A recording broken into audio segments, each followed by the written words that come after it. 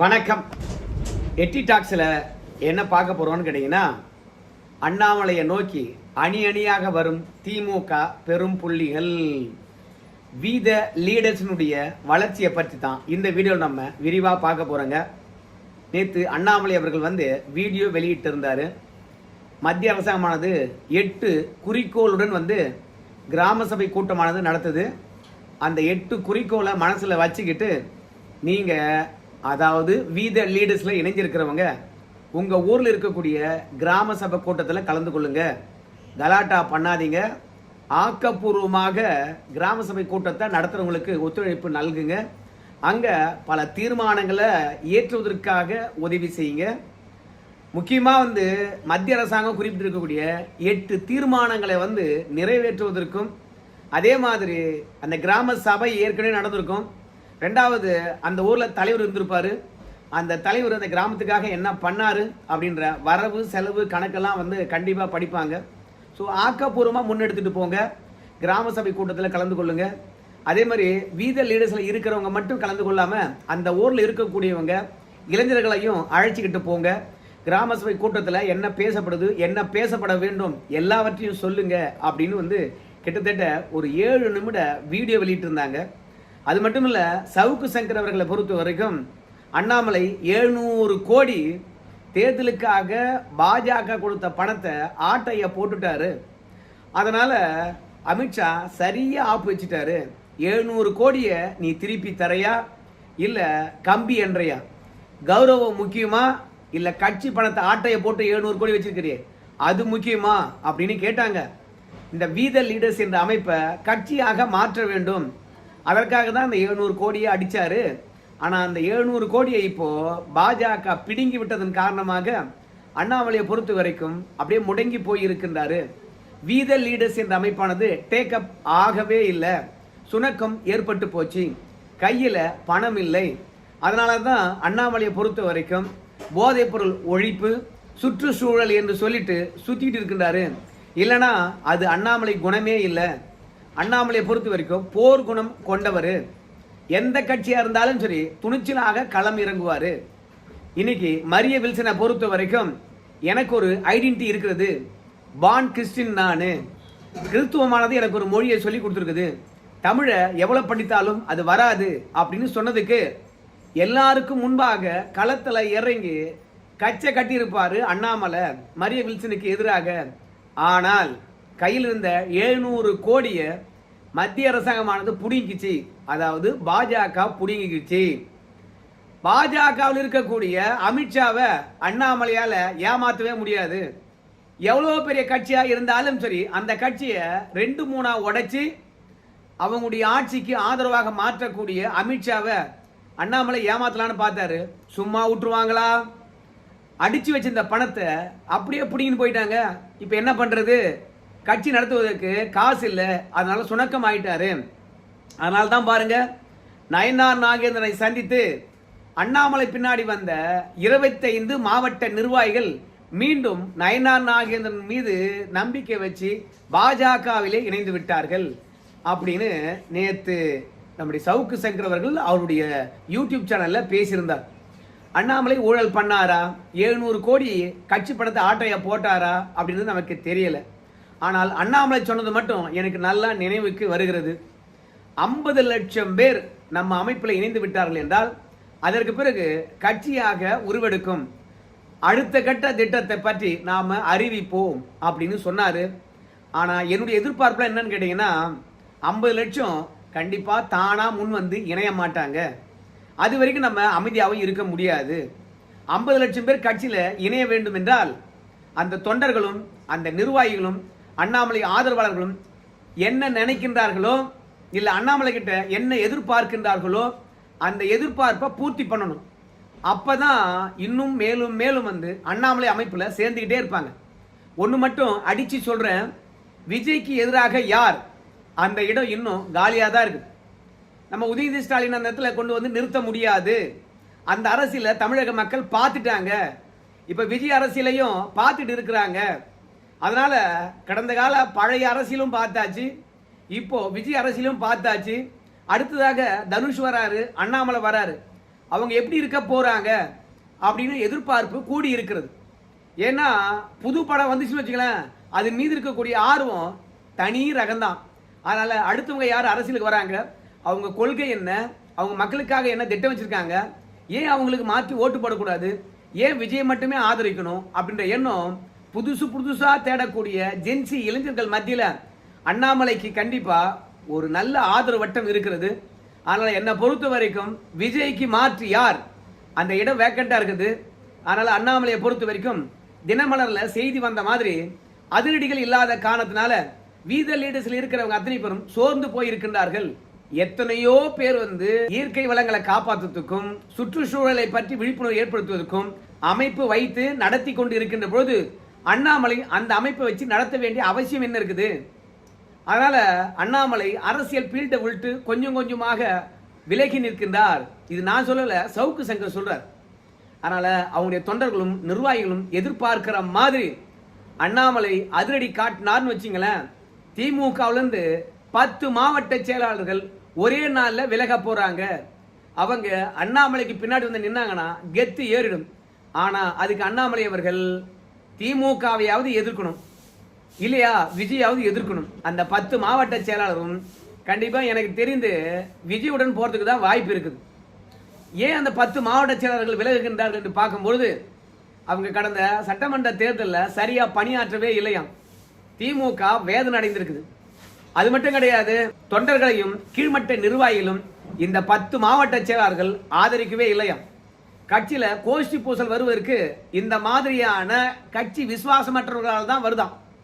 So இந்த 10 பேரை கட்சி விட்டு தூக்கணும்னா, இல்ல பொறுப்புல இருந்து தூக்கணும்னா மற்றவெல்லாம் ஒழுங்கா வேலை பார்ப்பான் என்பதனால அதிரடியான நடவடிக்கையில திமுக களம் இறங்குகிறது. அனைவரையும் அரவணைத்து செல்ல வேண்டிய திமுக இன்னைக்கு கட்சி பாத்தீங்கன்னா பலப்படுத்த போறாங்களாம், ஒழுங்கு நடவடிக்கை எடுக்க போறாங்களாம். அதுக்காக சில சட்ட திட்டங்களை வகுத்து இருக்கின்றார்களாம். தங்கம் தென்னரசு கிட்ட கொடுத்தாங்களாம் அந்த பொறுப்பு. இப்ப தங்கம் தென்னரசை பொறுத்த வரைக்கும் எல்லாவற்றையும் அலசி ஆராய்ந்து விட்டாராம். நாளையிலிருந்து கிட்டத்தட்ட ஒரு நாளைக்கு 4 மணி நேரம் டைம் எடுத்துக்கிட்டு கட்சியை புதுசா ரெனோவேஷன் பண்றதுக்காக அமைக்கப்பட்ட குழுவுடன் ஸ்டாலின் அவர்கள் ஆலோசனை செய்ய போறாராம். அப்படி ஆலோசனை செய்து 22ஆம் தேதிக்கு பிறகு புதிய பொறுப்பாளர்களும், 2வது மாவட்ட செயலாளராக இருந்தா 70 வயசு வரைக்கும், பகுதி மற்றும் ஒன்றியம் மற்றும் வட்டம், இந்த 3 பொறுப்புல இருக்கிறவங்க கிட்டத்தட்ட 60 வயதுக்குள்ளதான் இருக்கணும். இளைஞரணி என்றாலே ஒரு 45 வயதோட க்ளோஸ். இப்படி திமுகவில் ஒவ்வொரு பொறுப்புக்கும் ஒரு ஏஜ் லிமிட்டை வைக்கிறாங்க. ஆனா அந்த ஏஜ் லிமிட் தான் திமுகவுக்கான யமன் என்று சொல்லலாம், இல்ல ஆப்பென்னே சொல்லலாம். ஏன்னா இந்த 70 வயதுக்கு மேல இருக்காங்க தெரியுமா, அவங்க கிட்ட தான் பணமும் இருக்குது, அவங்க கிட்ட தான் அனுபவம் இருக்குது, அவங்க கிட்ட தான் வாரிசும் இருக்குது. அந்த வாரிசுகளை தாண்டி அந்த மாவட்டத்தில் வேற யாரும் அரசியல் பண்ண முடியாது. அப்படி ஒரு பெரிய அரசியலை யாரும் பண்ணதே இல்லை. மாவட்ட செயலாளர்கள் ஒவ்வொரு மாவட்டத்திலும் குறுநில மன்னர்கள் போல வளர்ந்துட்டாங்க. அவங்க தான் சட்டமன்றத்துக்கு, அவங்க தான் அமைச்சருக்கு. ஆனா அந்த மாவட்டத்தில் இருக்கக்கூடிய மற்றும் சில பேர் உள்ளாட்சி பிரதிநிதிகளாக எம்பிக்களாக நிக்கலாமே அன்று. ஆனால் ஒரு மாவட்ட செயலாளரும் அவங்க வாரிசு மட்டும்தான் சட்டமன்ற உறுப்பினர். இப்படிதான் திமுகவுடைய கட்டமைப்பே இருக்கிறது. ஆனா இப்போ வயதை நிர்ணயித்ததன் காரணமாக அவங்கெல்லாம் மாவட்ட செயலாளர் பதவியிலிருந்து தானா ஒதுங்க வேண்டிய நிலை வருகிறது. கலைஞர் கூட இந்த மாதிரியான மிக பெரிய ரெனோவேஷனை கட்சிக்குள்ள செஞ்சதே கிடையாது. இப்போ நம்ம ஸ்டாலின் அவர்கள் செய்ய போறார். ஸ்டாலினுக்கு கூட விருப்பமே இல்லை. ஆனா உதயநிதி ஸ்டாலினை பொறுத்த வரைக்கும் ஸ்டாலின் அவர்களை சந்தித்து, ஏங்க கட்சியில சீர்திருத்தம் பண்ணணுங்க, நீங்க வாங்க அப்படின்னு அழைத்திருக்கின்றார். இல்லப்பா, கட்சி தோல்வி அடைந்திருக்கின்ற தருணத்துல எந்த ஒரு மறு சீரமைப்பும் தேவையில்லை அப்படின்னு ஸ்டாலின் சொல்லியிருக்கின்றார். அதுக்கு எதுக்காக 5 லட்சம் பக்கத்துல போய் தொண்டர்களுடைய கருத்தை கேட்டீங்க? அதுக்கு பருத்தி மூட்டையானது குடோன்லயே இருக்கலாம் இல்ல, இவ்வளவு தூரம் செலவு பண்ணிவிட்டு கட்சியில எந்த விதமான மறுசீரமைப்பும் தேவையில்லை அப்படின்னா என்ன அர்த்தம் அப்படின்னு உதயநிதி ஸ்டாலின் சொல்லிட்டு, நானே கட்சியை பாத்துக்கிறேன் அப்படின்னு களத்துல இறங்குறாராம். உதயநிதி ஸ்டாலின் அவர்கள் நான் கட்சியை பாத்துக்கிறேன்னு இறங்கினா இப்ப கட்சிக்குள்ள இருக்கின்ற அதிருப்தி இன்னொன்று கூடுதலாயிடும். நானும் வரேன், நான் உட்கார்ந்துருக்கேன், நீயே பொறுப்பாளர்களை தேர்ந்தெடு அப்படின்னு சொல்லிவிட்டு நாளையிலிருந்து 4 அல்லது 5 மணி நேரம் புதிய பொறுப்பாளர்களை தேர்ந்தெடுப்பது, பழைய பொறுப்பாளர்களுக்கு வேற ஏதாவது ஒரு பொறுப்பை கொடுத்துட்டு முக்கிய பொறுப்பிலிருந்து அவங்களை விலக செய்வது. ரெண்டாவது, குடும்ப வாரிசு இருந்தா அப்பா விட்டு கொடுத்தா உனக்கு சீட்டு அப்படின்னு கண்டிஷனை போட போறாங்க. அதனால முக்கியமா 10 மாவட்ட செயலாளரை ஷூரா எடுத்துடுறாங்க. அந்த மாவட்ட செயலாளரை பொறுத்த வரைக்கும் எத்தனை நாளும் விஜய் எதிர்த்து கொண்டு இருந்தவங்க விஜய் பக்கம் போவாங்களா தெரியாது. ஆனா அண்ணாமலையுடைய வேகமும் கடந்த கால அரசியலும் கண்டிப்பா திமுக இருந்தவனுக்கு பிடிச்சிருக்கும். அண்ணாமலையை நாம தூக்கி விட்டாதான் திமுகவை கருவறுப்பார். இதுவரைக்கும் விஜய் அவர்கள் ஆட்சி கட்டில் இருக்கின்றாரு, அதிகாரத்தை கைப்பற்றிருக்கின்றார். ஆனா திமுக மீது அவர் எடுத்த நடவடிக்கை திமுக இருக்கிறவனுக்கே ஏற்படுதில்லை. அதாவது குழந்தை கிட்ட முதலமைச்சர் பதவி கொடுத்தா கூட எதிர்கட்சி மீது 10 கேஸ் போட்டிருப்பாங்களாம். ஆனா விஜய் அவர்கள் ஆட்சிக்கு வந்து 3 மாசம் ஆச்சா, இன்னும் திமுகவினர் மீது ஒரே ஒரு கேஸ் கூட போடலையா. திமுக ஆட்சி இருக்கும் போது திமுகவினர் மீது என்ன கேஸ போட்டாங்களோ அந்த கேஸை வச்சுதான் விஜய் அவர்கள் உருட்டி கொண்டு இருக்கின்றாராம். ஏன்னா திமுக ஆட்சியில் இருந்த ஒவ்வொரு காவல்துறையும் இன்னைக்கும் திமுகவுடன் தான் விசுவாசமா இருக்கின்றார்களாம். எப்படி சொல்ற அப்படின்னு பார்க்கும்பொழுது விஜய் அவர்கள் வந்து காவல்துறையினுடைய உயர் அதிகாரிகளுக்கு உத்தரவிட்டதாக சமூக வலைதளத்துல செய்திகளாக வந்துட்டு இருக்கு. என்ன தெரியுமா, எல்லாருடைய ஃபைலும் கொண்டு வாங்க. ஏன்னா செந்தில் பாலாஜி மீது நடவடிக்கை எடுப்பதற்கு நாம தொடங்குகின்ற போது அந்த நடவடிக்கையானது செந்தில் பாலாஜிக்கு தெரியுது. நாம உதயநிதி ஸ்டாலின் அவர்களை கைது பண்ண போறோம் அப்படின்னு விஷயம் எனக்கு தெரியறதுக்கு முன்பாக உதயநிதி ஸ்டாலினுக்கு தெரிஞ்சது. அப்போ காவல்துறையில எவ்வளவு பெரிய ஓட்டை இருக்குது. அதனால் அந்த ஓட்டையெல்லாம் அடைக்க வேண்டும் என்றால் சீர்திருத்தம் முக்கியம். யாரெல்லாம் கோபாலபுரம் வீட்டுக்கு நெருக்கமா இருக்காங்க பாரு, அவங்கெல்லாம் தூக்கி அடிக்கணும், லிஸ்ட்டை கொண்டு வாங்க அப்படின்னு சொல்லியிருக்கின்றார்களாம். அதனால தான் விஜய் அவர்களை பொறுத்த வரைக்கும் ஆட்சிக்கு வந்து 3 மாத காலம் கூட ஆகல. திமுகவினர் மீது பெருசா எந்த வழக்கும் போடல. அதனால திமுக இருக்கிறவனே வந்து பாத்தீங்கன்னா வெறுப்புல தான் இருக்கலாம். ஏன் கேட்டீங்கன்னா, இவன் ஆட்சி அதிகாரத்தில் இருக்கின்ற போது நம்மளை என்ன பண்ணா ஆட்சி மாற்றம் ஏற்பட்டு போச்சு, இவனை பிடிச்சி உள்ள போடாங்கன்னா அந்த இடத்துக்கு நம்ம போலாமே, நம்மளை வந்து பாத்தீங்கன்னா பொறுப்புல இருந்து தூக்க மாட்டாங்களே அப்படின்னு எதிர்பார்த்து காத்துட்டு இருக்காங்க. சோ விஜயை பொறுத்த வரைக்கும் திமுகவுக்கு அணுக்கமா தான் போறாரு, எதிரா போல. அப்ப திமுகவுக்கு பரம எதிரியாவே இருந்தது அண்ணாமலை தான். டிஎம்கே ஃபைல்ஸ் 1ன்னு விட்டவர், டிஎம்கே ஃபைல்ஸ் 2ன்னு விட்டவர். ஸோ அதனால அண்ணாமலை மட்டும் ஆக்டிவான பாலிடிக்ஸ் செஞ்சார்னா அண்ணாமலை பின்னாடி அணி அணியாக திரள்வதற்கு திமுகவினுடைய பெரும்புள்ளிகள் ரெடியா இருக்கிறாங்க. ஏன்னா 10 பேரோட வந்து பாத்தீங்கன்னா திமுகவிலிருந்து விலகுவது முடிவுக்கு வராது. ஏன்னா கோபாலபுரத்தினுடைய குடும்பத்துக்கு வயது வித்தியாசமே கிடையாது, வயது லிமிட்டே கிடையாது. அவங்க எத்தனை ஆண்டு காலம் வேண்டுமானாலும் தலைவராக இருக்கலாம். ஆனா கட்சிக்காக செலவு பண்ணி கட்சிக்காக உழைத்த சேகர் பாபு, கே நேரு, பொன்முடி இவங்கெல்லாம் வந்து பாத்தீங்கன்னா கிட்டத்தட்ட 75 வயசு ஆகிப்போச்சுல, எல்லாரும் போங்கய்யா அப்படின்னு சொல்றாங்களாம். அது மட்டும் இல்ல, மாற்று கட்சியிலிருந்து வந்தவங்களுக்குலாம் பதவியை வாரி கொடுக்க போறாங்களாம். அதனால மீண்டும் ஒரு துணை பொதுச் செயலாளர் பதவியை உருவாக்க போறாங்களாம். அதுல ஓபிஎஸ் கொண்டு போய் உட்கார வைக்க போறாங்களாம். ஓபிஎஸ் அவர்கள் திமுக இணைகின்ற பொழுது ஓபிஎஸ்க்கு ஒரு வாக்குறுதி கொடுத்தாங்க. ஏங்க, நீங்க திமுக இணைஞ்சீங்கன்னு வச்சுங்களேன், உங்களுக்கு என்ன பதவி, சபாநாயகர் பதவியை கொடுத்துட்றேன் அப்படின்னு சொன்னாங்களாம். ஆனா தோத்து போனதுனால இன்னைக்கு அவங்க பையன் ஓபி ரவீந்திரநாத் வாங்க தவையக்காக போலாம் அப்படின்னு அப்பாவை கூட்டினேங்கிறானாம். இனிமேலும் அணி மாறினா அது ரொம்ப அசிங்கம், அதனால நான் அணி மாற மாட்டேன், அதையும் தேர்ந்தெடுத்த 3 மாசத்துல பதவியை ராஜினாமா பண்ணிட்டு போய் அங்க சேரதா முடியாது அப்படின்ட்டாங்களாம். ஸோ திமுகவை நம்பி வந்தவங்க மீண்டும் எங்கும் போயிடக்கூடாதுன்றதுக்காக பன்னீர்செல்வத்துக்கு பெரிய பதவி கொடுக்குறாங்க. அவங்க பையனுக்கும் பெருசா ஒரு வாக்குறுதி கண்டிப்பா அளிப்பாங்க திமுக இருந்து. ஏன்னா எம்பி பதவி தான், தங்க தமிழ்ச்செல்வனுக்கு கொடுப்பாங்களா இல்ல ஓபி ரவீந்திரநாத்துக்கு தருவாங்களான்னு தெரியாது. ஆனா 2 பேர்ல ஒருத்தருக்கு மேலவை எம்பியும் ஒருத்தருக்கு மக்களால் தேர்ந்தெடுக்கப்படுகின்ற எம்பி வாய்ப்பும் தரப்போறாங்க.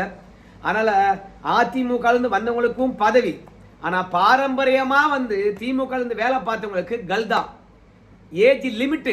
அதனால அங்கிருந்து 10 மாவட்ட செயலர்கள் விலகுவதற்கான வாய்ப்பு 100% உண்டு. இதை நான் மட்டும் சொல்லல, நேற்று புதிய தலைமுறையிலே வந்து பிரேக்கிங் நியூஸா போட்டாங்க, அதுதான் நான் உங்களுக்கு கொண்டு வந்து சேர்த்தேன். இவங்க அடுத்த இலக்கு அண்ணாமலையா இருக்கும். ஏன்னா நமக்கு பதவி இல்லாத மாதிரி பண்ணிட்டாங்களே திமுகல, அப்ப திமுகவை பழி வாங்க வேண்டும் என்றால் அண்ணாமலையிடம் போறதுதான் சரியா இருக்கும் அப்படின்னு நினைச்சுக்கிட்டு அண்ணாமலை நோக்கி திமுக இருக்கிறவங்க வர போறாங்க. அவங்களை எப்படி அரவணைக்க போறாருன்னு தெரியல. இல்ல அண்ணாமலை அவர்கள் கையில் இருந்த காசை அமித்ஷா புடிங்கினாரு, ஆனால் இனிமேல் கட்சி தொடங்க மாட்டாரு. அது மட்டும் இல்ல, கட்சி அறிவித்து 2 மாதங்களுக்கு மேல ஆகுது, ஆனா எந்தவித செயல்பாடும் இல்லாத காரணத்தினால எல்லாரும் சுணக்கம் ஏற்பட்டு போய் பாஜக பக்கமே திரும்பிட்டாங்க அப்படின்னு சொல்றாங்க. அதே மாதிரி சமூக வலைதளத்துல இன்னொரு செய்தி என்னால பார்க்க முடியுது. என்னன்னு கேட்டீங்கன்னா, அண்ணாமலை பின்னாடியே வந்து அண்ணான்னு ஒருத்தர் சுத்திக்கிட்டு இருந்தான். அவருடைய யூடியூப் சேனல்ல போய் பார்த்தா அண்ணாமலை அவருடைய நேற்றைய வீடியோவை போடவே இல்லை. அதிலிருந்து அண்ணாமலை மீது இருக்கக்கூடிய ஈர்ப்பு குறைந்து 24 மணி நேரம் சுத்திக்கிட்டு இருந்தவங்க கூட மீண்டும் பாஜக பக்கம் ஓடிவிட்ட மாதிரி தெரியுது. ஸோ தன்னுடைய ஆதரவாளர்களை தக்க வைத்துக் கொள்ள வேண்டும் என்றால் அண்ணாமலையை பொறுத்த வரைக்கும் அதிரடியில இறங்கணும். தினமலர் செய்தியுமா தான் சொல்லுது, புதிய தலைமுறை செய்தியுமா தான் சொல்லுது. அப்படி அதிரடியில இறங்கலன்னா சோர்வா இருக்கின்றார்களாம் வீத லீடர்ஸ் அமைப்பினர். இது புதிய தலைமையில் வந்த செய்தி தான். ஆனா திமுக வந்து விலகுகின்றவர்களை எந்த கட்சிக்காரங்க அரவணைக்க போறாங்க என்று புதிய தலைமுறையானது கேள்வி கேட்குது. ஸோ அவர்களை அண்ணாமலை அரவணைப்பாரா இல்ல நேரா போய் விஜய் கிட்ட ஐக்கியமாவாங்களா? உங்க கருத்து சொல்லுங்க. நன்றி.